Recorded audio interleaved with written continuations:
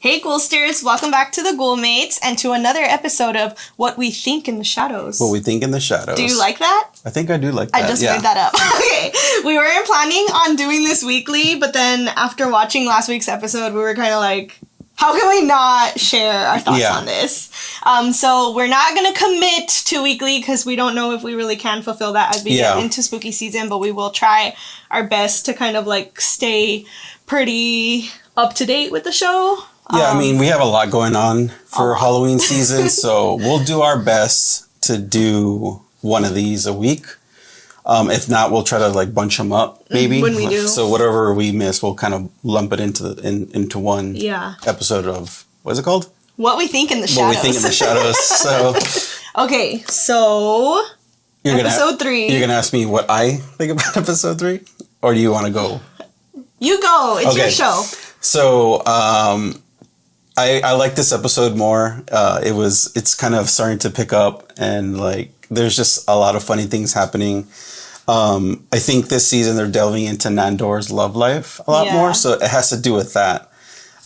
He actually is kind of infatuated with this one person, Gail, which we don't like, but I was upset with how Gail messed with him at the end, but I still overall liked the episode. It was pretty funny.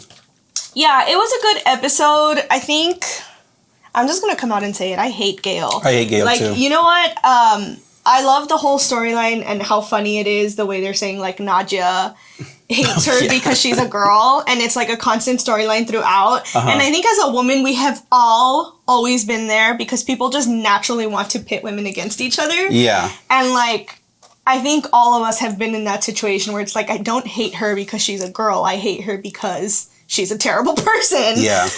So yeah, it's just, I don't know. I just don't like her. I really, really disliked her from the beginning. And then like this transition that happens throughout one episode, I'm like, why is everyone acting like this is normal? Yeah.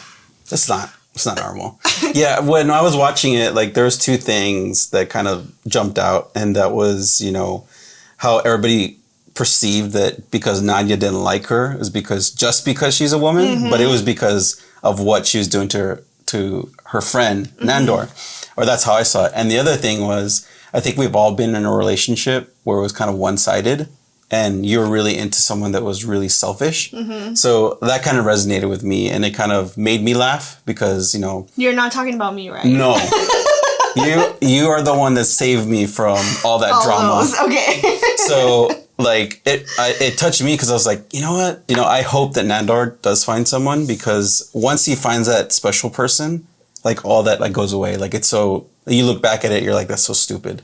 Like when you find that one you want to be with for eternity, like it's awesome. So it was just a great episode. Lazlo was kind of there. He was like, there's more Lazlo that I liked, but he's still kind of like, I don't know. He doesn't have that same energy. He's kind of like chilling. Okay, you just said the key word though. Yeah. Energy. I have a theory. Right.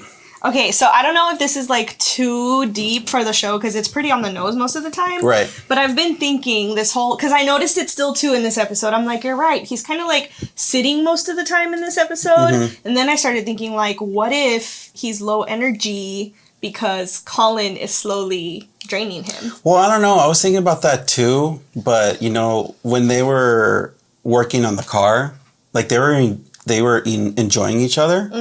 And plus they both believe that they're both lonely, so they're like cross helping each other out. Yeah. And when it comes to Collin Robinson and him like draining your energy, he's like talking about stuff that you don't care about.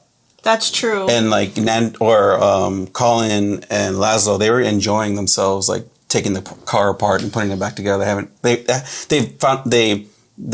became bros. Yeah. So I don't know if he's actually stealing energy. But I know that he could steal energy in different ways too. Like, how was the other way? I forgot how other way. Like, on the internet. Like he would go on the internet and troll people. Oh yeah. And that's how he's got energy. So like, there's just different ways he steals energy. So maybe he's getting energy by having a good time. I don't know. It's possible. I don't know. I just think, okay, so then on that note, I have another theory. I'm like full of theories this episode. Okay, so Collin, let's focus on him for a little bit and then like it'll circle back to Lazlo. Okay. So in this episode, you find out that he can't find any history about energy vampires. And he kind of alludes to the fact that his dad was like very energetic or not boring, right? I think he said something about his dad not being boring, but then he said, well, never mind, because my mom is super boring and she's still, like, he implies that she's still alive. Right. So we know his mom's still alive.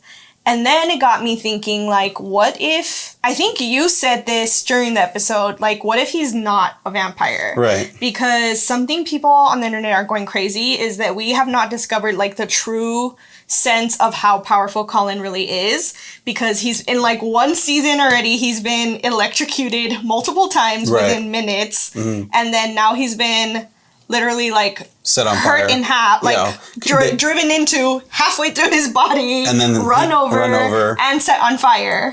Well, most vampires can, like even normal vampires, they can like survive those things too, but it's just really odd that he can't figure out where he's from. And, I think that it's going to lead up to something where we find out he's not a vampire, I think. But yeah, I think it's interesting that, he talks about his mom, how she's boring and stuff. And I think she's going to show up maybe at the end of the season. But you should see how powerful he is, I think, in season 2 I think he becomes a manager. Yes, so then that's one of my favorite episodes. Like set up meetings and stuff and drain people in meetings. And he grows his hair. Yeah, I remember you saw that and you like wouldn't stop laughing. I loved that episode. And then he was able to like drain the power out of all the vampires. So I think the only thing that stopped him was himself, because he started to duplicate himself. So he's super powerful, but I don't think he's a vampire. That's what I'm saying. Yeah. So maybe it's not even that he's intentionally draining Lazlo. Yeah. He could just be so powerful that he does it without trying. I don't know. But yeah, that whole storyline, I feel like it's building up into something bigger. Maybe he's the devil. The devil? Oh my. Or something like that, something powerful like that. But yeah, I don't think he's a vampire. Yeah, okay. Well, we will find out later in this season. Oh, yeah. What else? What was the car that Lazlo found? I think it was like his jalopy. Jalopy, yes. Yeah, it's funny because most of the vampires don't know how to drive, because they kind of allude to that like in like the last 2 seasons. Because most of the time they fly, bat. And I think they took away his car because he kept on like doing crazy stuff, and then they kind of built the museum around the car so he couldn't take it out, but there was like a garage all along that they could have opened, but they didn't. Yeah. And they ended up like destroying a bunch of like priceless artifacts, and that was hilarious. But it was just like funny seeing him in the car. And like the thing about Lazlo is he always has like these little extra like wardrobe pieces or accessories. And I saw him, he had like these steampunk goggles. Oh yeah. And I was like, I have some of those. Because I dressed up as Doc Brown one time. Because he's also obsessed with Back to the Future. So I want to add that to my costume. If I ever make a Lazlo costume, it's going to be part of that. That would be funny. I think, so today was the first time I kind of put together, like, I already know you love Lazlo because you relate to him and you think he's like crazy and out there. But I realized today, when I was like thinking about the show and like what we were going to say, I realized that you're a lot like him in the sense that, not that you're obsessed with adult content, but you're a lot like him in the sense that he starts to obsess over things. Oh, that's true. Like he gets obsessed onto like one thing, and then like the only way to get him out of it is to obsess over another thing, like you. Yeah, like the only way he got out of his little like adult entertainment funk was because he found his jalopy. So then this whole episode, now he's obsessed with that. So it reminded me a lot of you. Yeah, when he went to Pennsylvania, when he turned to Jackie Daytona, he became infatuated with a local volleyball team. And like at some point, like he has to leave because Mark Hamill's character, the vampire that's looking for him, trying to kill him, he finds him, but of course he has a toothpick, which is his disguise. And he's like, I should get out of here, but I can't let down the volleyball team. So I can see that. I do really get obsessed with a lot of things. And it doesn't break until like there's something new. Else. But that's part of my ADHD. Yeah. But what I'm saying is I think that's part of what's relatable for him and for you about him. And it never clicked until today. It's true. So he's very dramatic too, and I can be dramatic. Oh, just a little bit. Okay, and then let's close off with like the number one thing that we were like, we have to do an episode because I called it. Oh, yes. Last week. Go ahead. Okay, y'all, I said last episode, I brought up Twilight and he rolled his eyes as if this could never exist in the What We Do in the Shadows world. And we got a freaking Twilight reference, like direct Twilight reference. Not once, twice, and an entire scene dedicated to it. Well, there's been other Twilight references, like when I think that supreme vampire, the one that they kill in season 1, Nandor buys glitter and puts it on his face because he wants to be. Yes, I remember that. Sparkly like the Twilight characters. But yeah, when I saw a lot of the promos for this new season, there was like a kickball scene, and I got super excited because I love kickball. I've played kickball for a very long time, and I was like, I want to see what happens with that whole thing. And then Guillermo, I think, so everybody knows Nandor is gonna like wants to fight the other werewolf to change Gail into a werewolf. So instead of fighting, Guillermo was like, oh, you should play kickball for whatever reason. I don't know. He says it, you should do it Twilight style. Yeah, Twilight style. So then, it's pretty funny. Thinking about it now, it's pretty funny. But Muse starts like blasting, and I like Muse. I saw them. I didn't even know the name. I like Muse. I saw them in Austin live one time. It was like an amazing show. So it's playing, but I didn't understand why they didn't get the I didn't reference. get that. And I was like, oh, I love this song, whatever. And then like the show ended, and then she's like, I need you to see like what they meant by like with the baseball. Entire scene. So we went on YouTube and watched the scene, the baseball scene, which was a ridiculous scene. And like I was like, I can't believe they did that. Like, it's funny, but I was just like, it ruined your kickball scene. It ruined my kickball scene because I love kickball. See, but that's funny because of how, like, we said this in the last episode, we're so different. Like, that scene for me was iconic because just the fact that they were, like, playing homage to, but also mocking at the same time, the Twilight scene. Because, like, when first they showed, like, it all built up. Guillermo was watching Twilight at the beginning of the episode, and then he's like, you guys should fight it out Twilight style. And even then I was like, oh, haha. I get it, because it's a baseball game. And then the music started, and I was like, I can't believe they went there! And Rudy was like, didn't get it at all. I was like, you're missing, like, the most important history right now for this show. What I don't understand is why baseball in the Twilight? Why did they play? Why were they playing baseball? It's just so random. Like, well, they explain in Twilight the reason they're playing baseball is because like the thunderstorms and stuff is the only time that they can like use their powers without being noticed. Like, why was there a loud noise or crackling and stuff like that? I don't know why they chose baseball specifically. Aren't they like in the woods? They could be hunters with guns. Yeah, but there's like a lot of people out already, so why are you trying to ruin it? This isn't even a Twilight episode. I know. Oh my gosh. I just wanted to see you squirm. Try to defend Twilight. Anyway, if you guys are like Rudy and have no idea what we're talking about, you should at least Google or YouTube Twilight baseball scene so you could at least like get the reference with What We Do in the Shadows, because it was done really well, and I think you can appreciate it a lot more or less, I guess, if you see the history behind it. I thought it was pretty cool.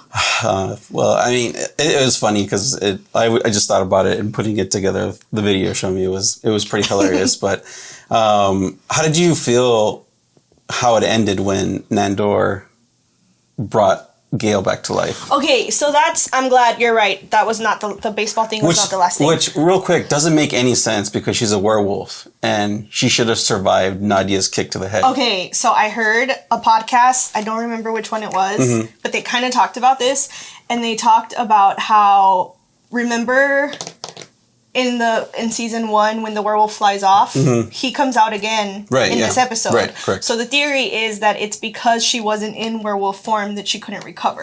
Oh, so you have to be like, gotcha. Because we're still like learning the rules for werewolves in this series.